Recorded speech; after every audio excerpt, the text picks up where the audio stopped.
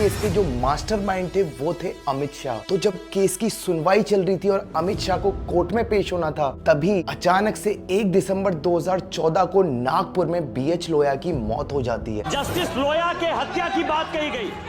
Justice Lohia, who's resting in peace long before his time. इस पूरे operation के दौरान अमित शाह पुलिस अधिकारियों के साथ लाइन पर थे। आजम खान सीबीआई की स्पेशल कोर्ट में बयान देता है कि शराबुद्दीन ने मुझे खुद बताया था हरेन पांड्या को मारने की सुपारी किसी और ने नहीं बल्कि डीजी बंजारा ने दी थी। डीजी बंजारा वही हैं जिन्हें अमित शाह और नरेंद्र मोदी का खास अधिकारी माना जाता है। हरेन पांड्या हत्या हरेन पांड्या की हत्या नरेंद्र मोदी के सबसे बड़े विरोधी नेता हरेन पांड्या की गोलियों से भूनकर हत्या कर दी गई है। ठीक इसके अगले दिन 25 नवंबर की रात को शराबुद्दीन को विशाल सर्कल पे एनकाउंटर में मार दिया जाता है। सीबीआई की रिपोर्ट्स के मुताबिक कौसरबी को चुप रहने के लिए पैसों का लालच दिया गया, लेकिन उसने मना कर दिया। फिर उसके बाद उसके साथ दिशा फार्म पे बलात्कार हुआ, फिर उसकी हत्या कर दी गई और उसकी बॉडी को इलोल गांव ले जाकर जला दिया गया। आप शॉक हो जाओगे कि जो इलोल गांव है वो डीजी बंजारा का ही गांव है।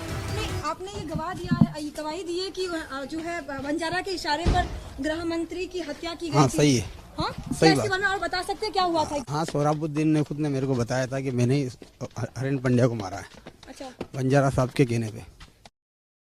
साल 2001 में जब नरेंद्र मोदी को गुजरात का पहली बार चीफ मिनिस्टर बनाया गया, तब वो विधायक नहीं थे। उन्हें चुनाव लड़ने के लिए एक सुरक्षित सीट चाहिए थी, तो उन्होंने हरेन पांड्या की एलिस ब्रिज वाली सीट से चुनाव लड़ने की इच्छा जताई। लेकिन हरेन पांड्या जो गुजरात के उस समय के गृह मंत्री थे और जनता के बीच बहुत लोकप्रिय थे, उन्होंने ये सीट छोड़ने से साफ मना कर दिया और यहीं से नरेंद्र मोदी और पांड्या के बीच सियासी जंग छिड़ गई। इसके बाद साल 2002 गुजरात में दंगे भड़क उठे और दंगे के कई दिनों बाद सुप्रीम कोर्ट के फॉर्मर जज वीआर कृष्णा की अगुवाई में एक इंडिपेंडेंट सिटीजन्स ट्रिब्यूनल बनाया गया जो कि दंगों की जांच कर रहा था।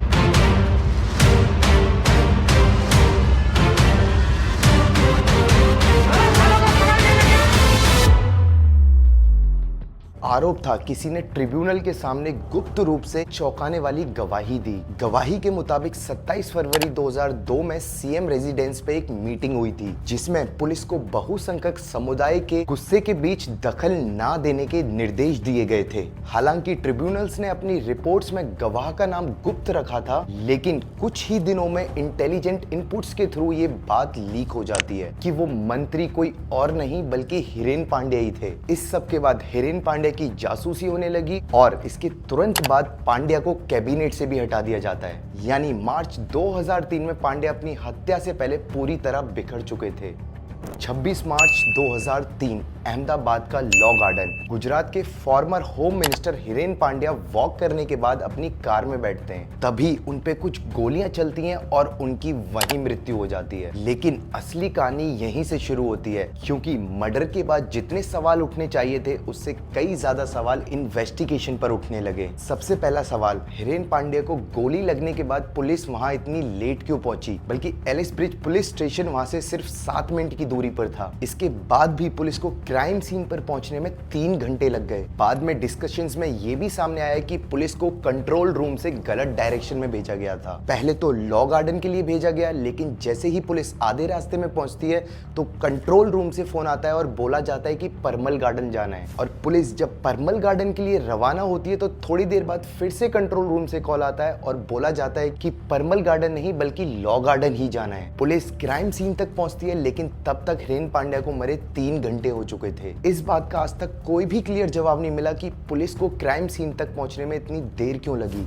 दूसरा सवाल, अगर हरेन पांड्या को कार में ही गोली मारी गई थी तो फॉरेंसिक रिपोर्ट्स के मुताबिक कार में गोली का एक भी निशान क्यों नहीं मिला। रिपोर्ट्स के मुताबिक हरेन पांड्या को 5 गोलियां मारी गई थी, लेकिन कार में एक भी गोली का निशान नहीं था। तीसरा सवाल, कॉल डिटेल्स। अगर हरेन पांड्या के पास ही फोन मिला था तो उनकी कॉल डिटेल्स क्यों नहीं निकाली गई? आखिर था क्या उन कॉल डिटेल्स में? ये डिटेल्स उनकी मौत के पीछे का कारण बता सकती थी, लेकिन ऐसा नहीं हुआ। और चौथा सवाल, हरेन पांड्या को 5 गोली लगी थी लेकिन कार में एक भी खून का धब्बा नहीं मिला। रिपोर्ट्स के मुताबिक कार में सिर्फ 2 धब्बे मिले थे, एक सीट पर बिल्कुल छोटा सा और दूसरा चाबी पर। इसके अलावा कोई भी खून का निशान नहीं था, जबकि उन्हें मरे हुए 3 घंटे हो चुके थे। लेकिन इन सभी सवालों को नजरअंदाज करते हुए सीबीआई ने पांड्या की हत्या का जिम्मेदार एक 30 साल के व्यक्ति असगर अली को बताया गया। सीबीआई ने इस मामले के लिए मुख्य साजिशकर्ता अहमदाबाद के एक मौलवी मुफ्ती सूफियान को माना और बताया कि इसी ने असगर अली को हिरेन पांड्या को मारने की सुपारी दी थी। सोचो, एक केस जो भाजपा पर इशारा कर रहा था,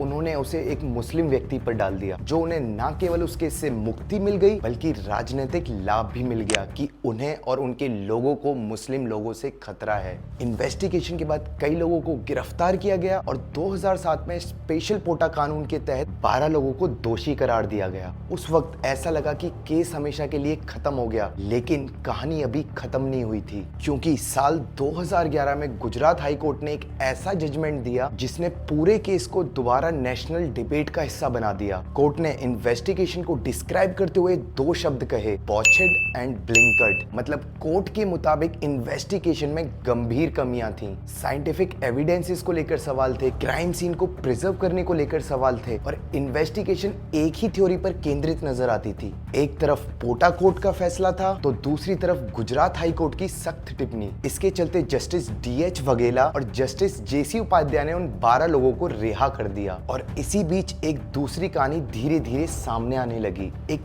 ऐसी कहानी जिसमें सोहराबुद्दीन शेख, तुलसीराम प्रजापति, DH वघेला, संजीव भट्ट और बाद में जज लोया तक के नाम सामने आने लगे और यहीं से हिरेन पांड्या केस एक मर्डर मिस्ट्री से आगे बढ़कर भारत के सबसे कंट्रोवर्शियल पॉलिटिक्स केसों में शामिल हो जाता है। साल 2018 में सोहराबुद्दीन का बेहद करीबी आजम खान सीबीआई की स्पेशल कोर्ट में बयान देता है कि सोहराबुद्दीन ने मुझे खुद बताया था हिरेन पांड्या को मारने की सुपारी किसी और ने नहीं बल्कि DG बंजारा ने दी थी। आप यकीन नहीं करोगे, DG बंजारा वही हैं जिन्हें अमित शाह और नरेंद्र मोदी का खास अधिकारी माना जाता है। 2005 गुजरात पुलिस हैदराबाद के बस स्टैंड से सोहराबुद्दीन, उनकी पत्नी और उनके साथी तुलसीराम प्रजापति को पकड़ लेती है। तुलसीराम को राजस्थान पुलिस के हवाले सौंप दिया जाता है, लेकिन सोहराबुद्दीन और उसकी पत्नी कौसर बी को अहमदाबाद के दिशा फार्म हाउस पे ले जाया गया और ठीक इसके अगले दिन 25 नवंबर की रात को सोहराबुद्दीन को विशाल सर्कल पे एनकाउंटर में मार दिया जाता है। सीबीआई की 2010 की चार्जशीट में पता चला कि इस पूरे ऑपरेशन के दौरान अमित शाह पुलिस अधिकारियों के साथ लाइन पर थे। सीबीआई की रिपोर्ट्स के मुताबिक कौसर बी को चुप रहने के लिए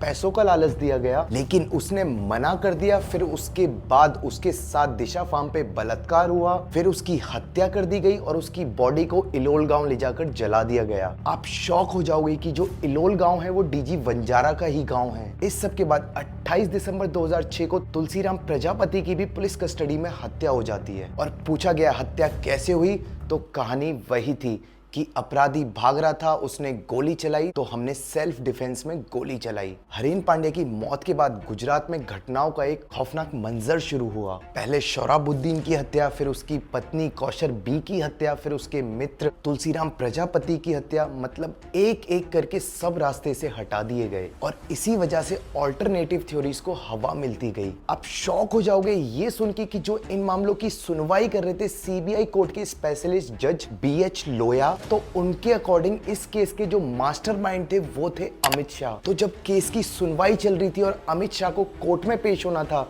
तभी अचानक से 1 दिसंबर 2014 को नागपुर में BH लोया की मौत हो जाती है। मौत के पीछे का कारण बताया गया था हार्ट अटैक, लेकिन परिवार ने ये सब गलत बताते हुए सवाल उठाए, जैसे कि सर पे चोट, खून के निशान और फॉरेंसिक रिपोर्ट्स में हेराफेरी। रिपोर्ट्स के मुताबिक परिवार का दावा था कि जज लोया पर अमित शाह को बरी करने का दबाव था और साथ में अमित शाह की तरफ से उन्हें 100 करोड़ की रिश्वत भी दी जाती, लेकिन इस सब के लिए जज लोया नहीं माने और उनकी अगले दिन नागपुर में मौत हो गई। जज लोया की मौत के बाद अमित शाह को कोर्ट से कुछ ही दिनों बाद क्लीन चिट मिल गई। ऐसे में जज लोया की मौत कोई हादसा नहीं बल्कि साजिश लगती है, एक ऐसी साजिश जो सच को दबाने के लिए रची गई थी। आप इस पूरे नेक्सस और आजम खान के बयान के बारे में क्या सोचते हैं? अपनी राय कमेंट में जरूर बताना। वीडियो इंफॉर्मेटिव लगी हो तो चैनल को सब्सक्राइब करना और शेयर करना मत भूलना।